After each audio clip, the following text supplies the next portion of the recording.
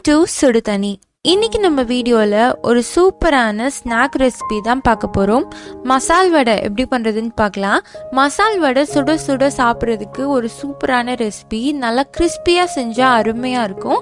அந்த மாதிரி கிறிஸ்பினஸோட இன்னைக்கு நம்ம பண்ண போகிறோம். இதோட இன்க்ரீடியன்ஸை நான் டிஸ்கிரிப்ஷன் பாக்ஸில் கொடுக்குறேன். இப்போ வாங்க செஞ்சு சமைக்கலாம். ஃபஸ்ட்டு இதுக்கு நான் 1 கப் கடலைப்பருப்பு எடுத்திருக்கேன். இதை 2 மணி நேரம் நல்லா ஊற வச்சு எடுத்துக்கோங்க. தண்ணி கொஞ்சம் கூட இல்லாமல் இதை தனியாக எடுத்து வச்சுக்கோங்க. இப்போ 1 கப் கடலைப்பருப்புக்கு 5-6 வரமிளகாய் எடுத்துக்கலாம். அப்போ தான் கொஞ்சமாவது காரம் இருக்கும். இது கூட 1/2 டீஸ்பூன் கல்லுப்பு சேர்த்துக்கலாம். இதை லைட்டாக ஒரு சுத்தம் அரைச்சிருங்க. இப்போ இதில் நம்ம கடலைப்பருப்பு சேர்த்துடலாம்.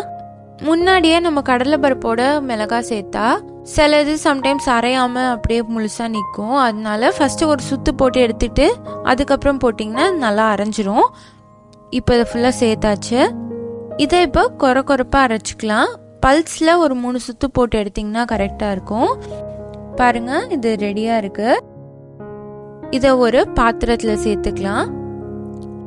ரொம்ப அரைஞ்சாலும் இதோட டேஸ்ட் மாறிடும். நல்லா பார்த்து அரைச்சிக்கோங்க. இப்போ இது கூட கொஞ்சமாக கருவேப்பிலையை கிள்ளி போட்டுக்கிறேன். இது கூட நான் ஒரு பெரிய வெங்காயம் சேர்த்துக்கிறேன். இதோட தேவைப்பட்டுச்சுன்னா உப்பு சேர்த்துக்கோங்க.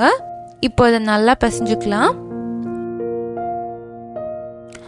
நல்லா பிசைஞ்சதுக்கு அப்புறமா இதை நம்ம ஷேப்ஸ் பண்ணிடலாம்.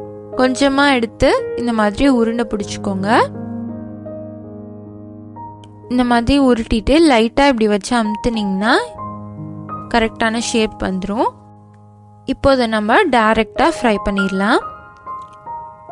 எண்ணெயை மிதமான சூட்டில் வச்சுட்டு வடையை தட்டி தட்டி உள்ளே போட்டுடலாம். இது நல்லா கலர் மாதிரி ப்ரௌன் கலரில் வர அளவுக்கு இதை ரெடி பண்ணிக்கோங்க.